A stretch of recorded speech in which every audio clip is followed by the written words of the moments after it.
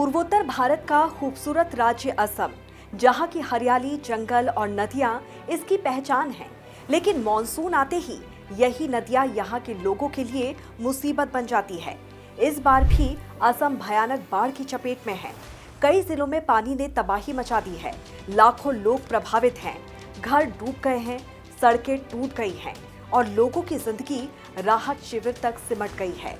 बचाव के लिए एनडीआरएफ, एसडीआरएफ, सेना और वायु सेना तक मैदान में उतर चुके हैं। लेकिन सबसे बड़ा सवाल ये है कि आखिर हर साल असम जलमग्न क्यों हो जाता है? क्या इसकी वजह सिर्फ बारिश है या फिर इसके पीछे कोई बड़ी प्राकृतिक कहानी छिपी है? नमस्कार, आपके साथ मैं हूं अंकिता और आज समझेंगे असम की बाढ़ की पूरी कहानी। पूर्वोत्तर का स्वर्ग कहे जाने वाला असम आज किसी समंदर जैसा नजर आ रहा है। बाढ़ के पानी ने तबाही का ऐसा तांडव मचाया है कि 25 से ज्यादा जिलों में जिंदगी थम चुकी है। अब तक 70 से ज्यादा लोगों की जान जा चुकी है और 5 लाख से अधिक लोग बेघर हो चुके हैं। असम में दशकों से हर साल बाढ़ आती रही है, लेकिन 2018, 2020, 2021, 2022 और 2024 में आई आपदाओं ने भारी तबाही मचाई। राष्ट्रीय बाढ़ आयोग के अनुसार असम का लगभग 40% हिस्सा बाढ़ के प्रति बेहद संवेदनशील है। हर साल असम में बाढ़ क्यों आती है? अक्सर लोग इसके लिए सिर्फ भारी बारिश को जिम्मेदार मानते हैं, लेकिन इसके पीछे असम की भौगोलिक बनावट, जलवायु और दुनिया की सबसे विशाल नदियों में से एक ब्रह्मपुत्र से जुड़ा है। इसी वजह से असम में हर साल बाढ़ अपने साथ तबाही लेकर आती है। असम की तबाही की जड़ें हजारों किलोमीटर दूर तिब्बत से जुड़ी हुई है। असम की बाढ़ को समझना है तो सबसे पहले समझना होगा ब्रह्मपुत्र नदी को। ये कोई आम नदी नहीं है, इसे दुनिया की सबसे ताकतवर नदियों में गिना जाता है। ब्रह्मपुत्र का सफर शुरू होता है तिब्बत से, जहां इसे यारलुंग त्वाक्सबो के नाम से जाना जाता है। हिमालय के बीच से गुजरते हुए ये अरुणाचल प्रदेश पहुंचती है और फिर असम में आते ही इसका नाम पड़ जाता है ब्रह्मपुत्र। लेकिन तब तक ये नदी अपने साथ पहाड़ों का पानी, ग्लेशियर का पिघला हुआ पानी और भारी मात्रा में मिट्टी लेकर आ चुकी होती है। यही वजह है कि मॉनसून आते ही इसका आकार और ताकत दोनों बढ़ जाते हैं। असम चारों तरफ से पहाड़ों से घिरी एक सकरी घाटी में बसा है। उत्तर में हिमालय, दक्षिण में मेघालय का पठार और आसपास कई पहाड़ी इलाके मौजूद हैं। जब बंगाल की खाड़ी से नमी वाली हवाएं आती है तो ये पहाड़ उन्हें रोक देते हैं। हवा ऊपर उठती है, ठंडी होती है और जमकर बारिश होती है।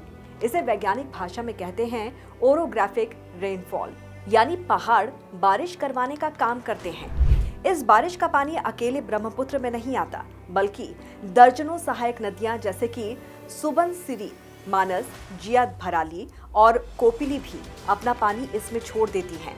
नतीजा, एक साथ इतना पानी आ जाता है कि नदी के लिए उसे संभालना बेहद मुश्किल हो जाता है। ब्रह्मपुत्र की सबसे बड़ी समस्या सिर्फ पानी नहीं है, ये नदी अपने साथ भारी मात्रा में गाद और रेत लेकर आती है। हिमालय दुनिया का सबसे युवा पर्वत है, जहां लगातार कटाव और भूस्खलन होता रहता है। पहाड़ों से टूटकर निकली मिट्टी ब्रह्मपुत्र के साथ बहती हुई असम के मैदानों में जमा होती रहती है। धीरे धीरे नदी का तल ऊपर उठने लगता है। मतलब पहले जहां नदी में ज्यादा पानी समा जाता था, अब उतना पानी आते ही वो किनारे तोड़ने लगती है। असम की बाढ़ सिर्फ स्थानीय बारिश का नतीजा नहीं है। मॉनसून के वक्त तिब्बत, अरुणाचल प्रदेश, भूटान और पूरे पूर्वोत्तर में एक साथ झमाझम बारिश होती है।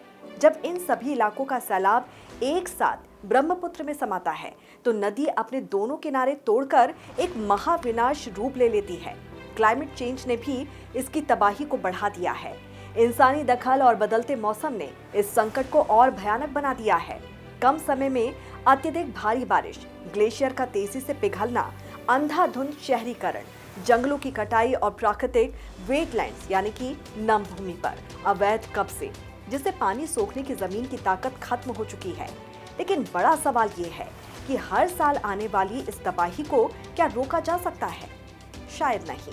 विशेषज्ञों का मानना है कि ब्रह्मपुत्र के प्राकृतिक चक्र को पूरी तरह से रोकना नामुमकिन है।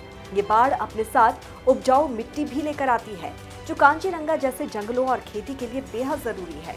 लेकिन फ्लड फोरकास्टिंग सिस्टम को मजबूत करके तटबंधों को वैज्ञानिक तरीके से बनाकर और वेटलैंड्स को बचाकर इस तबाही के पैमाने को जरूर कम किया जा सकता है।